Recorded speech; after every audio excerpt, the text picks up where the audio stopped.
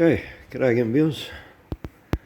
Right, just give you a quick rundown on what's happening here. This is basically a follow-up of part 2, the previous video about reverse gear and setup. Okay, so a little bit of history. I did a conversion from swing axle to IRS. I obtained an IRS gearbox, which I think came out of a Type 3, a wagon. Anyway, when I put it in, I found it wouldn't engage second gear. When it did engage, it just jumped out again straight away. Pulled it apart, found that the second gear slider, and I'll start showing you, I suppose. Right. Okay.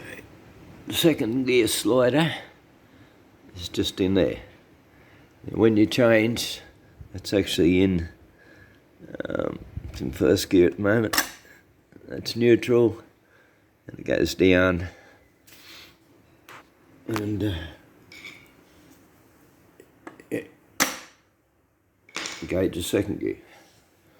Right, so that on my IRS gearbox, when I pulled it apart, I found that it was really badly worn in where the in this groove in here, where the selector runs in it. Yeah, and anyway, so what I did was I pulled apart my old swing axle gearbox, found that slider was fine. Also one of these, you can see it up in there, see it better from the outside. The second gear, the brass synchro was all chewed out as well, so that was the other thing I replaced. That's the first gear one. The second gear one's down in here, same thing. Right, so yeah, that'd be replaced, and there was also a spring breaking in this other, like this is all spring loaded, and those pieces broken in that as well. Right, so what I then found was that the reverse gear, which I don't have here to show you, the swing axle one, it's got a like a brass cradle fitting. It's totally different looking gear to this anyway. But yeah, well the IRS had this type of gear, and it didn't mesh with the second gear slider that I'd taken out of the swing axle box. So I then changed it.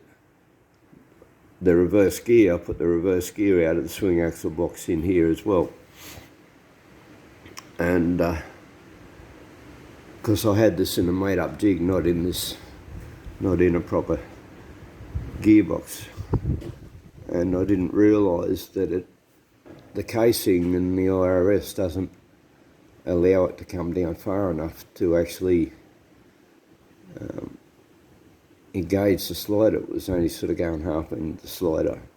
So yeah, that's why it was then jumping back out of reverse. So I had two options then. One was to either buy the IRS slider that and use the original reverse gear.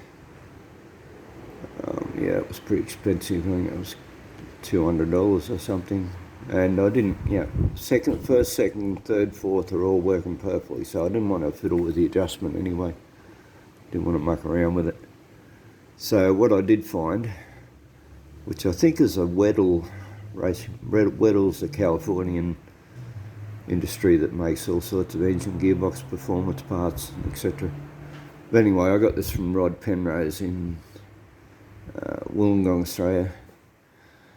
But this is an adapter gear. It's a 7/8 tooth reverse gear that has the what they call a paddle style selector. So yeah, it fits the selectors and everything off the IRS gearbox, but meshes properly into the slider from the swing axle, the early swing axle gearbox. So anyway, and that just arrived this morning, that gear. I said the original IRS reverse gear was a 15 tooth, and it just didn't mesh properly with the other one. So it needed to be a 17. So anyway, so I've got this 17 tooth gear now. Now what I've done is I've got this is the old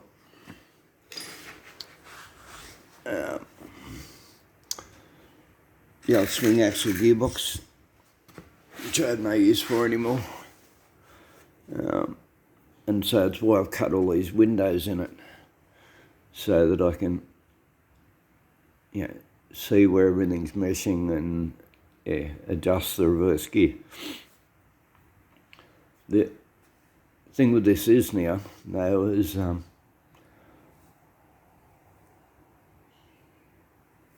this whole pinion shaft and fitting is totally different on the IRS than the swing axle, so I've actually had to cut all the inside out of it just so it'll sit in there, which now means that there's nothing holding this up. This is an important thing. This whole pinion shaft, the height of it is governed by the shims that go under this nut here. Yeah. And knowing this, I measured the height on the top, which I showed on the other video. I measured the height out of the casing, and that's why it's propped up in here. So it's sitting at the correct height that it will when I assemble it back into the other gearbox. And right, now it's going on to actual adjustment. This here, this adjusts your height up and down. And I'll take it out of, it's in second gear at the moment. I'll pop it back out of second gear. Right. And it's so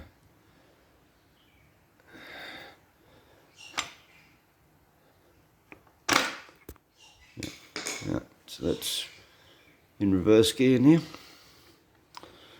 and you can see it pushes up, pivots on there, and pushes it down. So we go back down here, a little bit of light on it. Right. You can see it's meshing pretty well centre with the slider gear. So that's in reverse now. Right, so but that's not the only thing you need to check. Okay.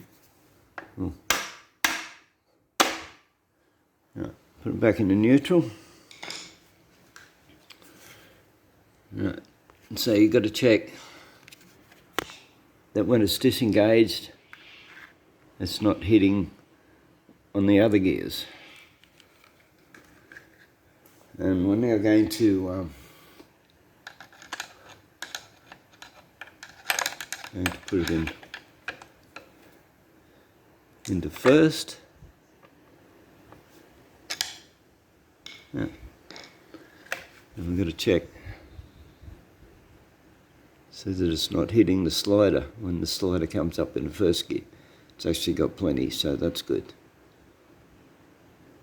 I'm holding the torch in front of the camera, sorry. This habit of looking at the job and not at the camera, where the camera's pointing. Anyway, we can see. But yeah, we've got to have clearance between the reverse gear and the slider gear. So that's two very important things. It's got to be able to so turn freely without hitting on anything.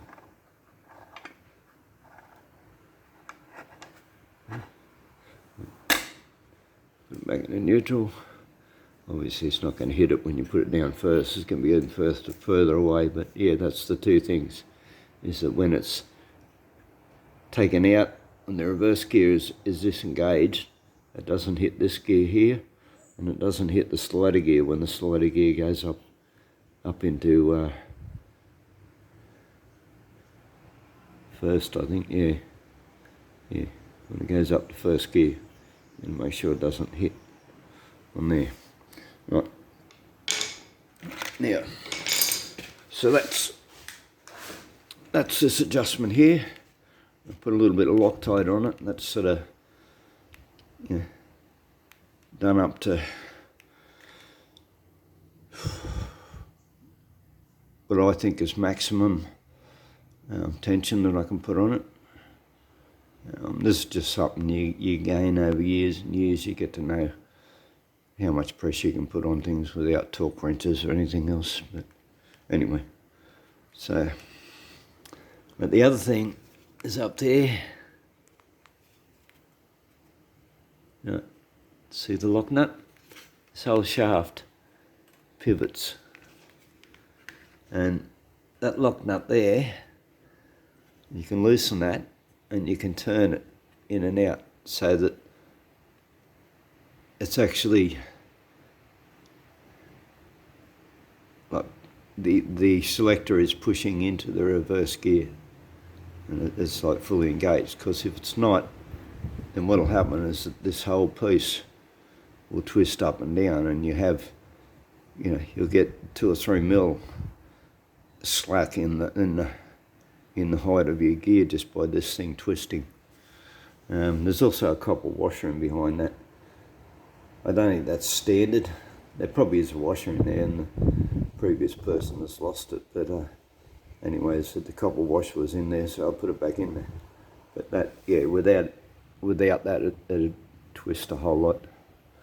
So yeah. Anyway, as I said, I don't think copper wash is standard, but there probably is some sort of washer that goes in there, because yeah, without it, it's just loose as. Alright, I think I've run through everything. Yeah, bit of a waste of a gearbox, but anyway, as I said, I'd already robbed parts out of it. It was no use to me anyway, so. But yeah, but yeah, that's what's involved in adjusting your reverse gear. All right, I hope that was helpful to somebody, and that you can actually understand my ramblings and make some sort of sense of it. So, all right, thanks for watching, and we'll catch you again later. Bye.